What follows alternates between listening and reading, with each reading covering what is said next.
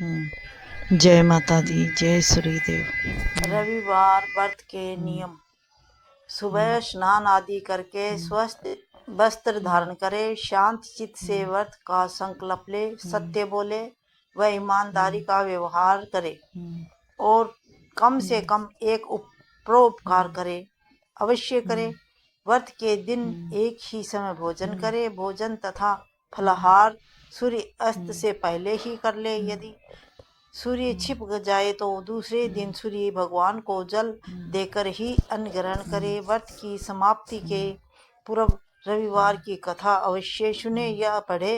व्रत के दिन नमकीन व तेल युक्त भूलकर भी न खावे। इस व्रत के करने से नेत्र रोग को छोड़कर सभी रोग दूर होते हैं। राज सभा में सम्मान बढ़ता है और शत्रुओं पर विजय प्राप्ति। सूर्य भगवान की रविवार व्रत नियम संपन्न। रविवार व्रत कथा। एक पुराने समय की बात है। एक नगर में एक बुढ़िया रहती थी। वह हर रविवार को सूर्य भगवान का व्रत रखती थी। उनका नियम था कि ब्रह्म मुहूर्त में उठकर शौच स्नान आदि करके पड़ोसिन की गाय का गोबर से घर को लीप कर शुद्ध और सात्विक भाव से भोजन बनाती थी। तीसरे पहर सूर्य भगवान को भोग लगाकर स्वयं शेष भोजन कर प्रसाद समझकर विनय भाव से ग्रहण करती थी। इस व्रत के फल स्वरूप उसका घर धन्य धान्य से पूर्ण रहता था। वह सभी प्रकार से सुखी।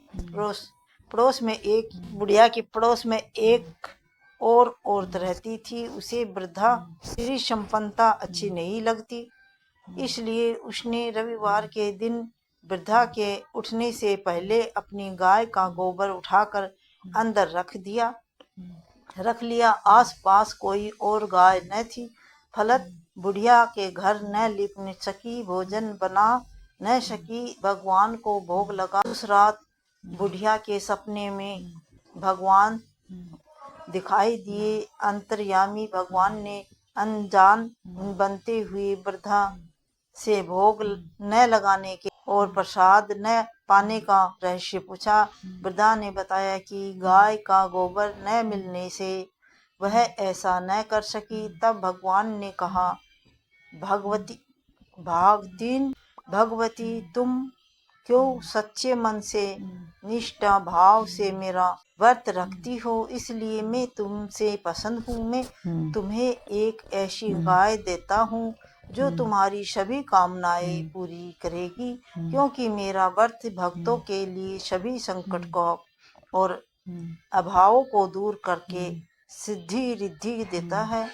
सुबह उठकर ही वृद्धा ने अपने आंगन में एक सुंदर गाय का बछड़ा देखा और वह उस गाय से बछड़े की बड़ी प्यार से सेवा करने लगी। वह गाय विशेष गुणों से संपन्न थी। वह सोने का गोबर करती थी। सहयोग से उसके प्रथम गोबर त्याग को ईर्ष्यालु पड़ोसन ने देख लिया। सोने के गोबर तो उठाकर उसने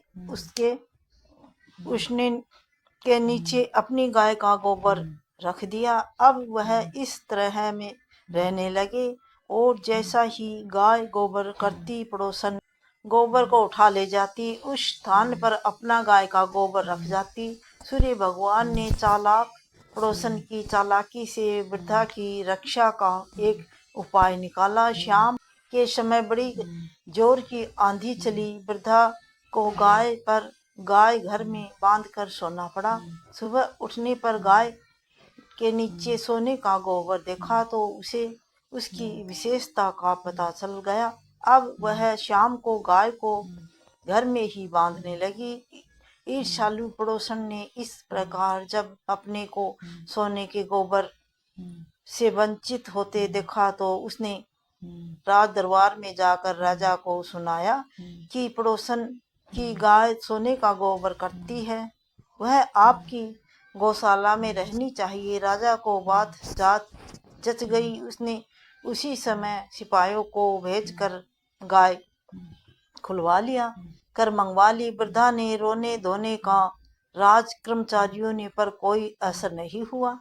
वह शनिवार की शाम थी। दूसरे दिन रविवार था। वृद्धा गाय के वियोग और गोबर के अभाव के कारण उस दिन घर आंगन तो न लीप सकी और न भोजन बना सकी और न ही सूर्य भगवान को भोग लगा सकी। दयालु भगवान तो वृद्धा पर दया आ गई। उन्होंने राजा की गौशाला को गोबर से ऐसा भरा कि राजा की नाक में दम आ गया और उन्होंने राजा को सपने में हुक्म दिया, या तो सुबह होते ही वृद्धा की गाय व उसके पास भिजवा दे, अन्यथा तुझको और तेरे राज्य को नष्ट भ्रष्ट कर दूंगा।